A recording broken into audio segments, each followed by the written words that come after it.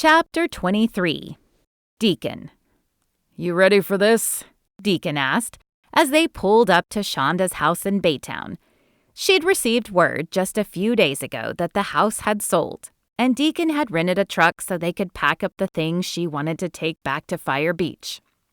Thankfully, Cassidy had offered to watch Dante, and Eric and Tim had agreed to join them later in the afternoon to help with the furniture pieces that Shonda wanted to keep. She'd been looking at apartments to rent, but with no furniture to move in with, she'd waited. Shonda took a deep breath. "Yeah, I guess so. As ready as I'll ever be." Deacon turned off the truck, grabbed a stack of boxes from the back of the truck, and followed Shonda into the house. "Where do you want to start?" he asked, surveying the room. It was daunting when he looked around the living room at the book and picture frames, but he realized her living room wasn't as full as his own. In fact, all things considered, it was pretty sparse for someone who had been living here for years. "I guess in here, or at least you can start in here and I'll take the kitchen. All of this will go." "Okay." He handed her a few boxes and then got to work on packing the books and wrapping the few candle holders and ceramic trinkets she had, as well as the photographs. But when he reached the top shelf, he froze. It couldn't be. He brought the frame closer to his face, but he was sure it was the same man. "Shonda, can you come here a second?" A moment later, she was by his side, her brow furrowed in question. "What is it?" "Who is this man?" He held out the photograph for her to see. "That's my dad. Why?" Deacon shook his head. It wasn't possible. "This is the guy who I kept seeing. The one who told me about the shooter, the one who let us out of the warehouse, the one who was in the therapist's office that day." "Wait, there was no one in the therapist's office the day you came with me," Shonda said, interrupting him. "Yes, there was. A man in the corner with a hoodie on. I wondered why he wasn't being called first, but figured he must have just finished and was waiting for a ride." Shonda shook her head slowly. "I suppose I could have missed a guy in the corner, though I don't think so.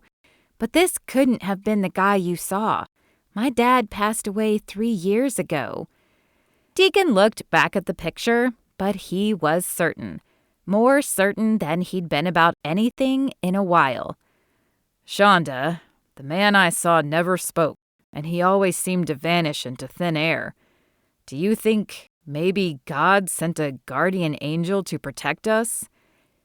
"I mean, I don't think I've ever seen an angel, but I believe they exist. Why would the angel look like my dad, though?" Shonda asked. "Maybe to serve 2 purposes. The first was to save us, but maybe he looked like your dad for this moment right here." "What do you mean?" Deacon took a deep breath.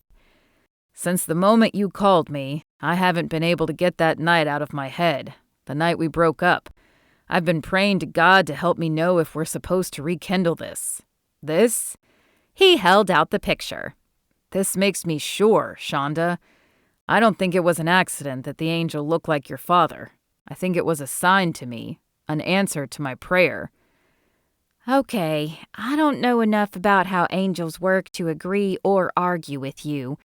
But if it was an answer to your prayer, what does that mean now?" "It means—" Deacon paused, because while he was convinced this was the right path, he didn't have the right stuff with him. He hadn't bought a ring yet. He hadn't planned the perfect proposal. But did that matter? "It means that I think you shouldn't move out." She folded her arms across her chest and shook her head. "Deacon, we talked about this. I can't keep sharing a room with Dante, and I won't share a room with you unless we're married." Deacon set down the photograph and took her hands. "That's what I mean. Let's get married." "What? You can't be serious. We've only been dating for a month." "This time, but 8 years ago we had been together for over a year. I had always planned to propose to you, and I believe you had planned to say yes." Yes, but— No buts, he said, interrupting her. I haven't loved anyone since you, and now Dante's in the picture. Don't you see? This is God fixing what we broke so long ago. He wants relationships restored, and he's giving us a second chance. I understand that, but that doesn't mean we have to jump into it. What are we jumping into? We're simply picking up where we left off 8 years ago. You're serious? I am.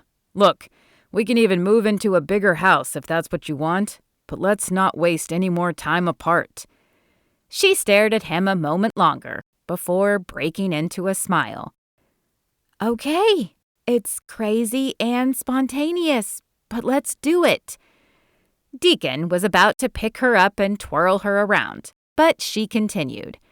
On one condition. He couldn't imagine what kind of condition she could place on the arrangement, but he would do just about anything. What's that?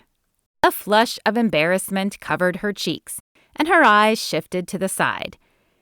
This will hopefully be my only marriage, and I know it sounds silly, but could you do a proper proposal with a ring and a question?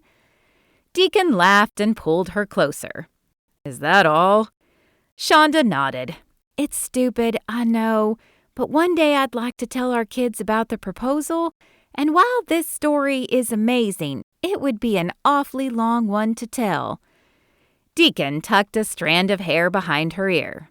Don't you worry, I'll do the proposal right. Then her words registered in his brain and he froze. Wait, did you say kids, as in plural? Another round of pink flashed across her cheeks. Well, yeah. Dante's always wanted a sibling, and you and I always talked about 4 or 5. I didn't figure you were opposed. Oh, I'm not. I definitely am not. He'd missed all of Dante's firsts, and even though he'd told himself it didn't matter because he was there now, and he never planned on leaving again, he could not help the excitement that raced through his bones at the thought of getting to be there for the next one.